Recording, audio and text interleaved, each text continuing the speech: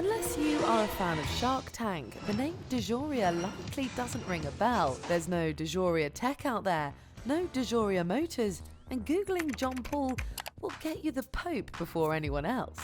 But what if I told you Mr. DeJoria is the mastermind behind a household beauty brand and a world-class tequila? We live in a world of illusions. John Paul DeJoria is who we're talking about today. The innovator of Paul Mitchell hair care products and Patron Tequila has an amazing story, which started in destitution. With grind, cunning and hustle, he emerged as a titan of not one but two industries. This is the true rags to riches story of John Paul DeJoria. John Paul DeJoria is the billionaire you may have never heard of, but you've probably heard of at least a couple of his companies. Does the name Rock Mobile ring a bell? Or its 3D Android phone, Rocket? Perhaps you watched the documentary Good Fortune. I grew up in downtown Los Angeles. I honestly believe that John Paul didn't know he wasn't Mexican until he was about 15. Which won an award at the Sundance Film Festival. If neither of those names ring a bell, perhaps you recognize the salon hair care brand Paul Mitchell. Want a solution? See your hairstylist. Or every naughty's rapper's favorite tequila brand, Patron Tequila? Behind all of these companies is one man, John Paul DeJoria, with an estimated net worth at $2.8 billion and toys in his garage like a custom Harley-Davidson that can run on tequila. He's no less eccentric than any other billionaire, catapulting themselves into space. Speaking of eccentric, he did have his own African safari at a ranch in Texas, complete with antelopes and gazelles. Like most eccentrics with money, he also certainly has all the abodes and toys you'd expect. Whether it's Taymouth Castle, situated in a sprawling 450 acres in the Highlands of Scotland, or his 13-bedroom house, 16,200 square foot mansion in Newport, Rhode Island. DeJoria certainly has his selection of estates to hang his hat. Time is a precious resource for DeJoria, which is why he owns 3 jets to shuttle him, his family, and his management team. He has a Gulfstream 5 to traverse large distances, a Learjet 60 for shorter distances, and a Dassault Falcon 2000, what he calls his everyday jet. Always the entrepreneur, he makes money on his jets even when he's not using them. He owns a company called Royal Jet that leases his jets out and charges companies to use them, which is usually cheaper than flying commercial. But one thing that sets DeJoria apart is the fact that he truly is a self-made billionaire. There's no inheritance coming from his family or successful reality TV dynasty. John Paul DeJoria was born to Italian and Greek immigrant parents in the Echo Park neighborhood in Los Angeles. When he was only 2 years old, his parents divorced, leaving his mother to raise John Paul and his brother alone. When she couldn't make ends meet, she was forced to leave her 2 sons in an East Los Angeles foster home so the boys could have a proper shelter and nourishment. At just the age of 9, John Paul was able to go back to his mother and help her with expenses. He and his brother started selling Christmas cards, and John Paul also started a paper round. No doubt this was a lot to take on at such a young age. Despite numerous jobs, John Paul managed to finish high school and then joined the US Navy. After 2 years, his return to civilian life was less than smooth. DeJoria married and managed to find odd jobs as a janitor, insurance salesman, and even selling encyclopedias door to door. But in 1966, his wife left him and his young son, taking the couple's entire savings and all of his assets. DeJoria was living in his car, trying to scrape enough together to feed himself and his son. On this period in his life, he says, "I slept in my car, and I could shower by the pool at Griffith Park if I'd go to the Freeway Cafe in LA after 9 in the morning, because for 99 cents, you got 1 egg, 1 piece of toast, 1 orange juice or coffee, and either 1 piece of bacon or sausage.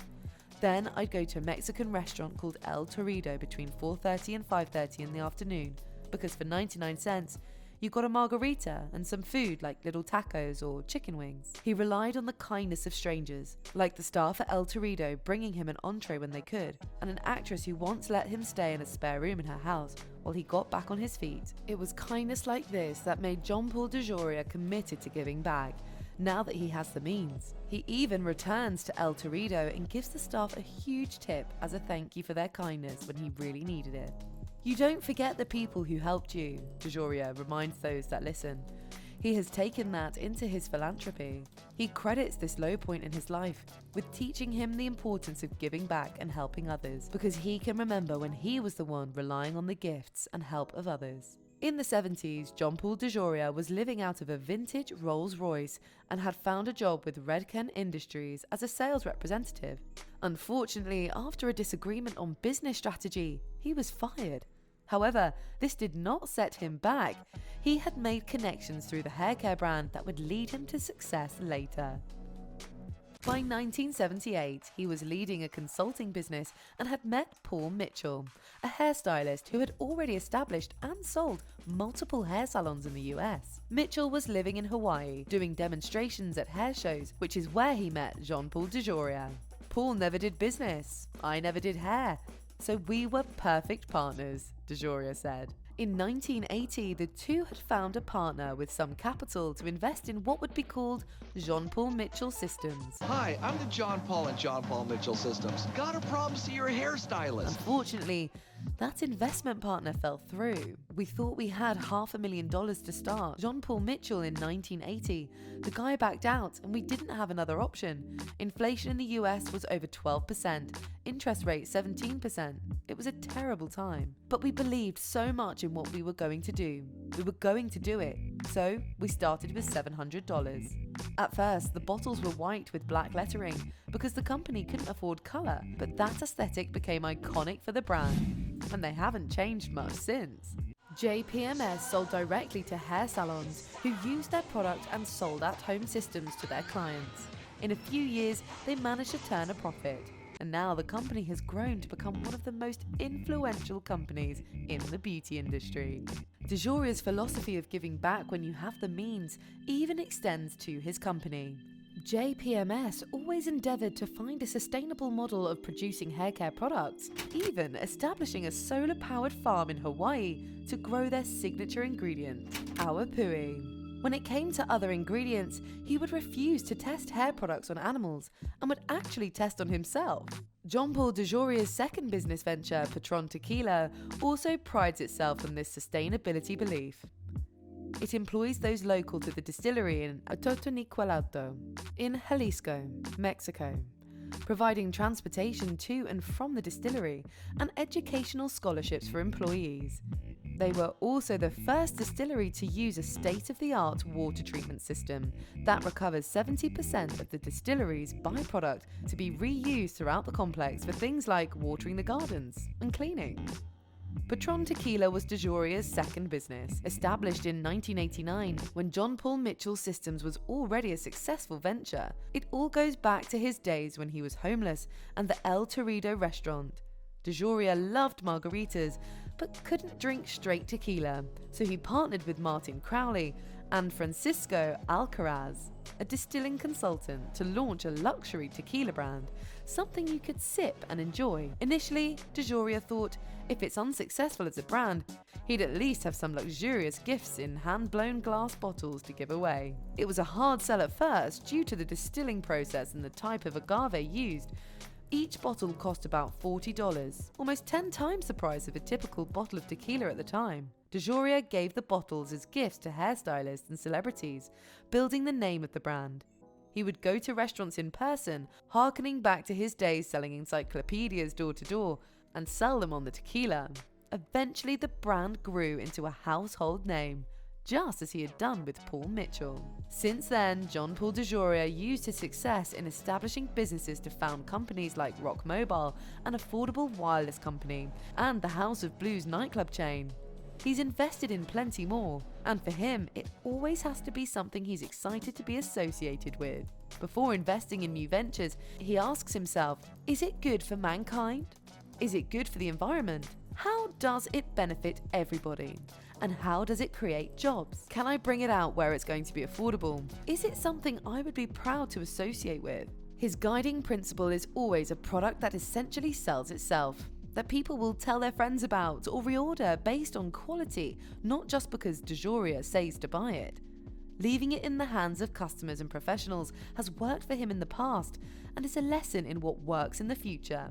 In addition to his business success, John Paul DeJoria is an active philanthropist, giving back to foundations like Mindseeker, I don't know, Food for Africa, This is just one of the groups of about the 17,000 children that are fed every single day. and Grow Appalachia. And we join others in asking them to join us, please, and help change the world if the governments can't. His focus is on affordability and making sure people have food on the table, values that come from times when he didn't have those things. He's always been an innovator, as reflected in the many awards he's won, from Legend of Beauty Award to a Lifetime Humanitarian Award from the T.J. Martell Foundation for Leukemia, Cancer and AIDS Research. He recently purchased the old McDonald's campus, including the famous Hamburger University, which he plans to renovate into a sustainable campus of innovation for John Paul Mitchell Systems. He has even appeared on Shark Tank, helping entrepreneurs like Johnny George develop his product, the Tree Teepee, a water and nutrient containment system for young trees, which aligns directly with DeJoria's focus on sustainability. With all this success, what are some of the lessons John Paul DeJoria has learned and has shared with others over the years? First, don't be too proud to ask for help. It was help from others that got DeJoria through the toughest times, whether it was accepting a spare room from a friend or an extra meal when he was hungry. He has also partnered with experts and used their knowledge and help to build some of his most successful ventures. Second, blaming others is pointless, and don't dwell on the past. Rather than looking for someone to blame, DeJoria focuses on his hustle. You'll never read an interview in which he blames his first wife for essentially leaving him homeless. You won't find him seeking pity. Instead, you'll find someone who adapted and overcame his multiple bouts of failure to pivot and succeed in other ways. Third, get used to rejection. John Paul DeJoria is not the only entrepreneur who would say the same thing. Doors you knock on will more than likely close in your face. There will always be people who don't want your product. But in order to be a success, you need to keep knocking. Something he very literally learned when selling encyclopedias door to door. He took that lesson directly with him to companies like John Paul Mitchell Systems and Patron Tequila, where he was going directly to consumers, salons and bars to find the people who wanted to buy and sell his product. Rejection is going to happen, and knowing that is the first step to getting over it. Hopefully you know a lot more about John Paul DeJoria and his story from homelessness to billionaire business icon, and have been inspired by his lessons in life and business. Are there other lessons to take away from the John Paul DeJoria story? What are they? Let us know in the comments. Did you learn something cool today? If so, make sure you like and subscribe for more Rags to Riches stories. Did you know who John Paul DeJoria was before this video? Comment down below and we'll see you next time.